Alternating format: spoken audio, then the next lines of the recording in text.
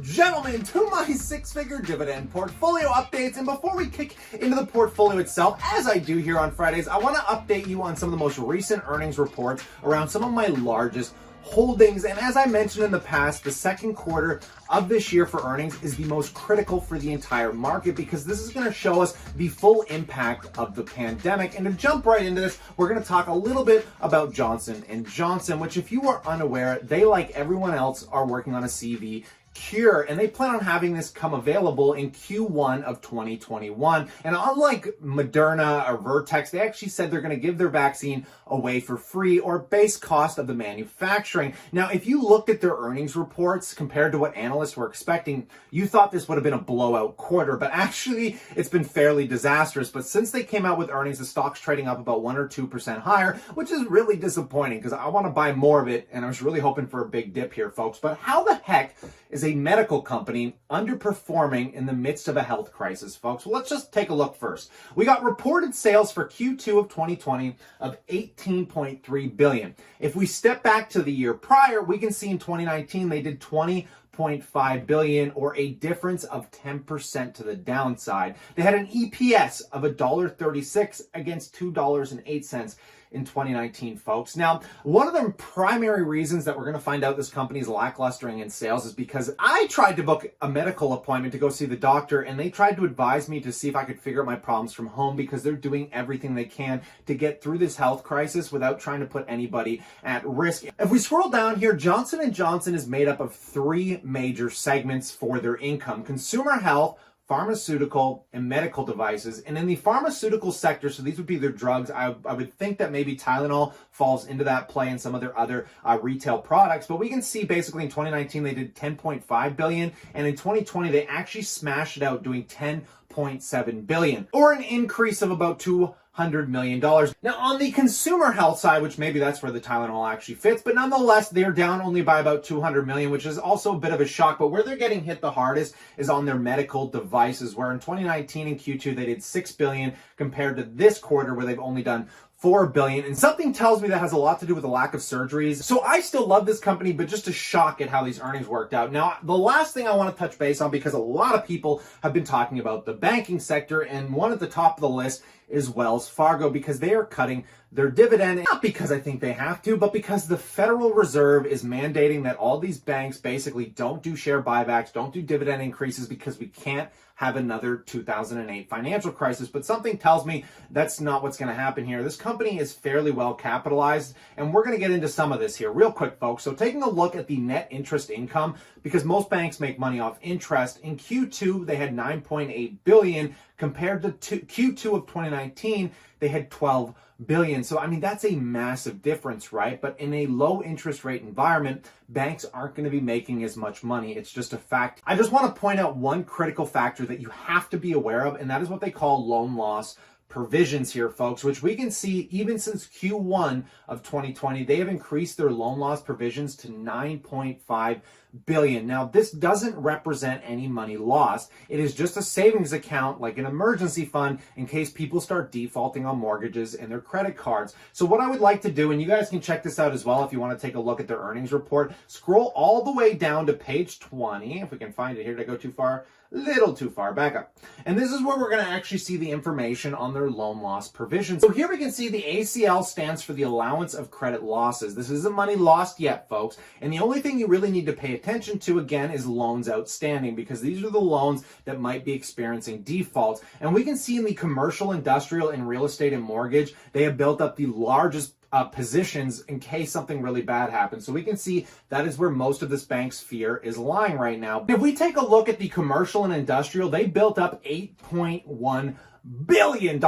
in loan loss provisions, and they're only worried about the loans outstanding of $350 million. So, I mean, they've really built up a massive cushion here. And same in the real estate and mortgage sector, where they have $2.3 billion, but only $123 million in outstanding. And you can see the percentage weightings here, guys. But if we scroll all the way to the bottom, and we can see they've actually built up a $20 billion loan loss provision segment here, folks. That's massive considering they only have loans outstanding of 935 million. These banks are so well capitalized that, yeah, if you've been holding on to them for a while, you might be waiting for them to come back. But honestly, if you got some capital, you don't have exposure to the financial sector, this could be considered a very large discount in my opinion, which is better than I was honestly expecting. But nonetheless, in light of all of this, let's get into my six-figure portfolio and see what the heck's going on this week. So let's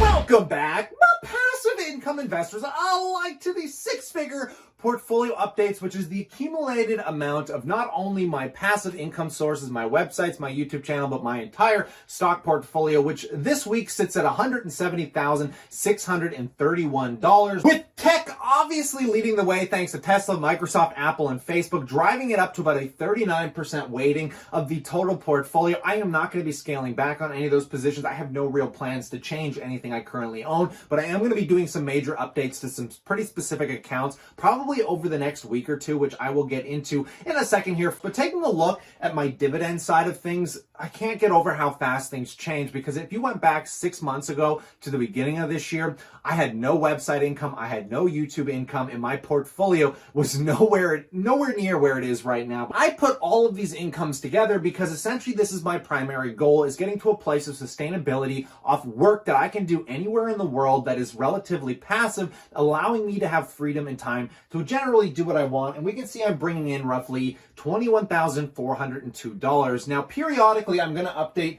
the YouTube and Shopify income month over month, depending on how it balances out and what I can expect the minimums to be moving forward here. But right now, the only thing I'm not terribly happy about is that websites make up 40% of my passive income right now. And it's kind of annoying because I'd like to get my portfolio and my YouTube to almost all be equally weighted by a 30-30-30. I could do that by leveraging down some of my tech stocks and then rebalancing the portfolio, but I'm going to save that probably for another year or two, as I really need my portfolio to grow at the pace it's currently growing at. As I've told you guys, my long-term goals here are to get about $250,000 banked probably in the next 2 years, which is a bit of a stretch, but we'll see how it plays out. You'll have to subscribe. And of course, in the clarity of my transparency, I simply ask that you hit that like button, folks. But let's get into the individual accounts. And before we do, guys, this episode is brought to you, as always, by thechartmaster.com. These are our portfolio trackers that we have actually been doing some pretty major updates to as of recent. And you guys get the updates for free. There's no monthly subscriptions. You're getting over 100 data points. And our Google Sheets will actually automate your dividend income and show you your projected income over time here, folks. So that's how I actually put my entire portfolio together, as many of you are aware. But getting right into this, oh yeah, and by the way, use coupon code Passive Income Investor, get 15% off. But getting right into this, folks, let's start this off by talking about the TFSA, my tax-free savings account. Now, I have been desperately waiting for some dividends to come in, which we actually have built up this month about $441, and we still got a lot more dividends to come in. In fact, I think I'm generating about 1,000 Canadian dollars combined in income. Now, this is divided between US and Canadian, obviously, and I'm not going to break down much of the portfolio here, guys. In our private chat group, I've been updating people on some of these stocks, but because there's no news coming out until we get earnings on my REITs, for say, companies like RioCan, the Canadian banks, all of these aren't really reporting till the end of the month or early August. So I'm just sitting on my hands waiting before I make videos. I have been updating people on GEO group in the chat group a little bit because there has been some changes in the way the punishment system here works, as they're starting to bring back the death penalty, and that is a dark story for another day. But I love my GEO group, and they are pumping out a fat dividend. In fact, let's just take a quick peek at the dividends just to see what's happening here, because this account is all tax-free income. I can use it as I please, and we can see I have both my Canadian banks pumping out dividends on July 29th and July 28th, and these are quarterly payments. And because both these banks pay me out $500 annually, that means the quarterly payments are going to be probably around $300 combined, which is going to be very nice to add to the dividend income. And then finally, my GEO, as I mentioned, is paying out July 24th, which is also a stupid huge check. Now, I am not doing any updates to this account, guys. I'm going to be using these dividends purely to buy some more RioCan, and I'm also going to be buying more MindMed in this account, which is down a little bit, and I want to buy it while it's down. And if it continues to downtrend, I'm just going to keep buying more until I build up probably about 3,000 or 4,000 shares. I did a full video breakdown on this. It currently trades at about $150 market cap. So if I get around 3,000 shares and it even goes up to $1 billion market cap, it's about a 6 times increase. But moving into the managed account, I'm not doing anything here at all anymore, guys. This account's pretty much going to sit on standby as I actually have my line of credit. I'm exposed to this account. You guys are aware I've got 5,000 sitting in RioCan along with 5,000 of my own money. Now, I actually had some dividend income come off RioCan. They actually paid me $100. And what I've been doing is I've been using this money to pay back the line of credit, because if I do so, I actually end up owning shares, which is really, really awesome. But I'm keeping all the dividend income that comes in this account. I'm just going to let it build up, and every time I get a dividend payment, I'll pull that money out of my savings account and use it to pay back the line of credit. So that way this is like a whole separate savings account just purely off dividends. And then finally, where the biggest changes are happening are in my RRSP. Now, I flip-flop on this a lot, guys. Now, I do have some Wells Fargo, which I'm actually gonna be selling, not because I think it's a good time to be selling it, but because I'm trying to balance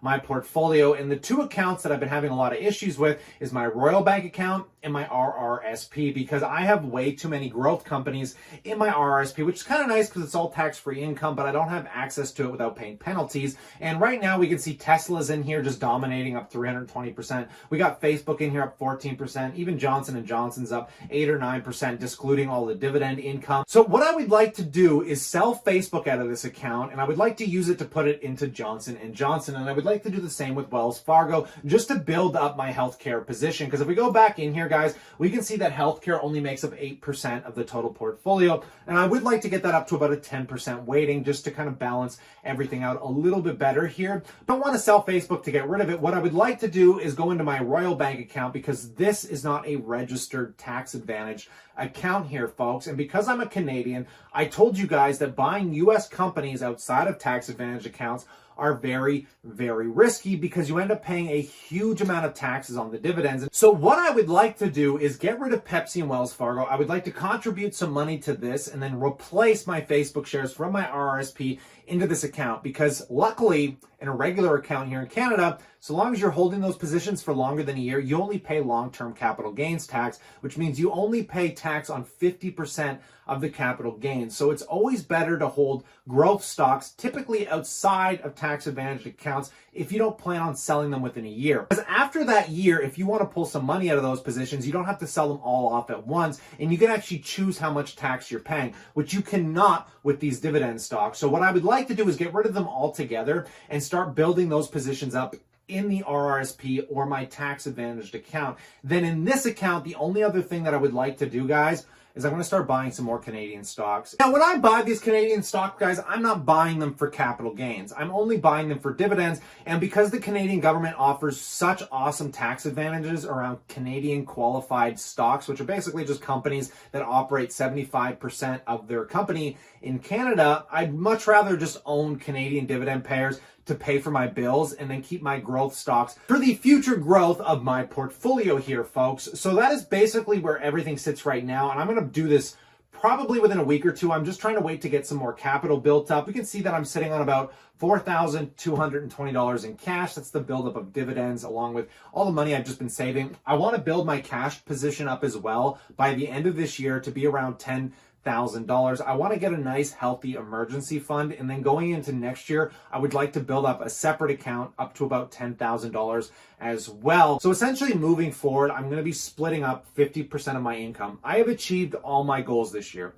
I started the year at 130,000 and I wanted to be at 170 by the end of the year. Now this is probably a little construed because 5,000 of my portfolio is from the line of credit. So realistically, I only have 165,000 if I had to liquidate everything in this moment, but I'm still extremely close to my goal of getting to 170,000. And then my dividend goals, I've smashed out of the water here, folks. I mean, I started the year at an annual dividend of $5,300. I am now over $6,500, which was the initial plan, and we're still only 6 months into the year. And keep in mind, I had no website or YouTube income, folks. So I just started including that, which just blowing me out of the water. But again, I have lost my job. This is where all my focus has been, and I'm trying to get this to kind of be my new job, because God knows, being a full-time performer, there's not going to be any work for me for another year at least. Now, to get myself into a position in case we see, a second stock market crash, in case, I end up having to move out sooner rather than later. You just don't know what life holds, as none of us could have predicted this pandemic in the first place.